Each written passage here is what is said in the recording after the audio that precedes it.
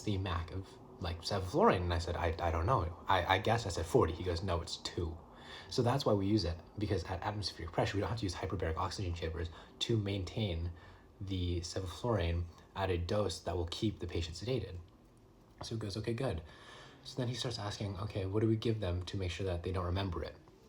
And then I started trying to think of a drug, and he goes, okay, what's amnesia?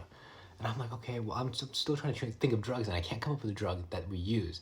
And he goes, what's amnesia? And I'm so focused on that I don't realize. He goes, amnesia is when you don't remember something that happened. I'm like, oh, that's so silly. Why didn't I think, like, he was just asking what amnesia was. But then he told us benzodiazepines. So we use benzodiazepines to make sure that they don't remember things.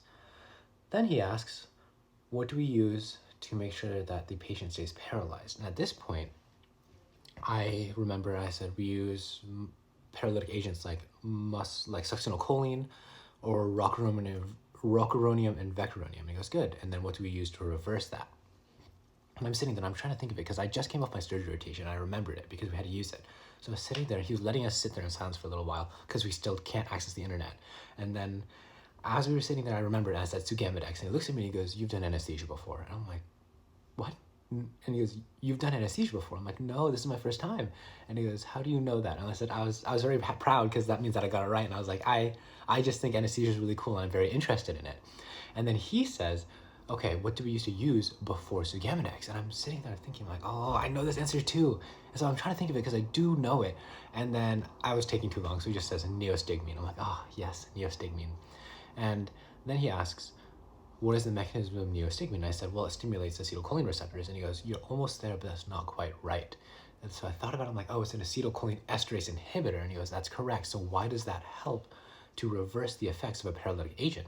So then I had to backtrack, and I told him, I was like, okay, so a paralytic agent like rocuronium and vecuronium are non-depolarizing agents. So that means that they prevent the acetylcholine in the neuromuscular junction from reaching the postsynaptic terminal and stimulating the muscle.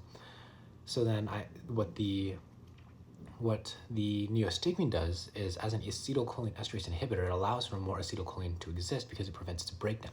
So then that floods the neuromuscular junction, and then it overpowers the paralytic agent like rocuronium and vecuronium. I was obviously trying to remember this on the spot, so I didn't say competitive agent or anything like that. But that was a good enough answer for him, and he looks at me and he goes, I have nothing else to teach you. You are ready for anesthesia. Go apply to residency right now. And obviously, like, he was joking, but it felt so good to finish the little pimping session like that. And I was really proud of it, and I wanted to remember all those little details, all that little information, because actually some of that's really important, and I'm gonna forget it if I don't. So thank you for listening to this 6-minute video of me talking about the things my anesthesiologist asked me today.